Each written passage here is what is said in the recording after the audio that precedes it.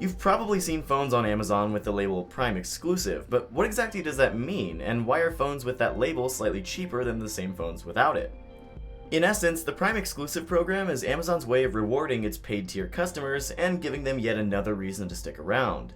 Amazon Prime members already benefit from free shipping, including the option for free same-day delivery through Prime Now, along with streaming access to Prime Video and Prime Music, and plenty more, all for about $120 a year. Discounted phones are just another benefit of having a Prime membership. As long as you're okay with buying outright instead of financing through a carrier, which is generally a good idea anyway, you can save 5, 10, sometimes even 20% on your phone by buying through Amazon. In the past, you suffered for those savings with forced Amazon ads on your lock screen, but that hasn't been the case for a while now, which makes some of these Prime exclusive deals a lot more enticing. Take a phone like the Moto Z3 Play, for example. This is Motorola's latest mid-range offering, and it usually retails for $499, but Amazon Prime customers can get it for $449 and with free next-day delivery too. Don't worry, it still comes with the Moto Power Pack mod in the box. You're not giving up any features for that $50 discount. Instead, you'll just have to deal with a handful of pre-installed Amazon services, apps like Kindle, Audible, and IMDb. It's a little annoying to have yet another source of bloatware, sure, but at least you're getting rewarded for it this time, and the good news is that you can actually uninstall or disable pretty much all of it. Look at this, there's not a single Amazon service in my app drawer. You can't even tell it's a Prime exclusive phone. It's also a pretty great phone. Prime exclusive deals aren't limited to cheap or budget devices anymore.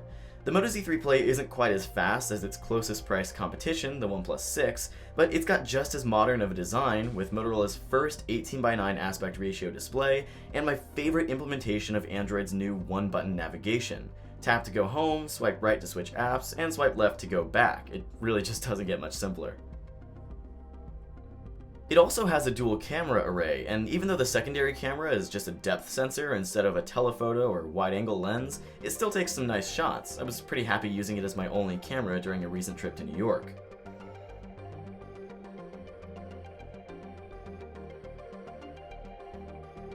Of course, the main reason to buy the Z3 Play is for its adaptable Moto Mod ecosystem. These are all the various accessories Motorola makes for its Z-series devices. You just snap a mod onto the back of the phone, and the Z3 Play instantly recognizes it and reaps the benefits. With the included Power Pack mod, I was able to navigate around New York with Google Maps running all day, and even deal with the constant service cutouts of riding the metro, and still come back to my Airbnb 18 hours later with 60% battery left over. Even at its discounted price though, $450 is a lot to spend all at once, so if you're shopping on a budget, the Moto G6 Play might be a better option at $189. It doesn't have the fancy modular capabilities of the Z3 Play, and the camera is far from great, but the 4000 mAh battery lasts a long time, and you still get an 18:9 display. It's not a perfect phone, but for under $200, you get a clean build of Android Oreo, all-day battery life, and compatibility with all 4 major carriers in the US. So is Amazon's Prime exclusive experience worth the discount? Well, now that Amazon is done feeding you lock screen ads and you can even disable the apps that come pre-installed, definitely, yeah. So long as you're already an existing Prime member, or you know someone who is, you're saving money on your phone and really not dealing with any major downsides, so I say go for it.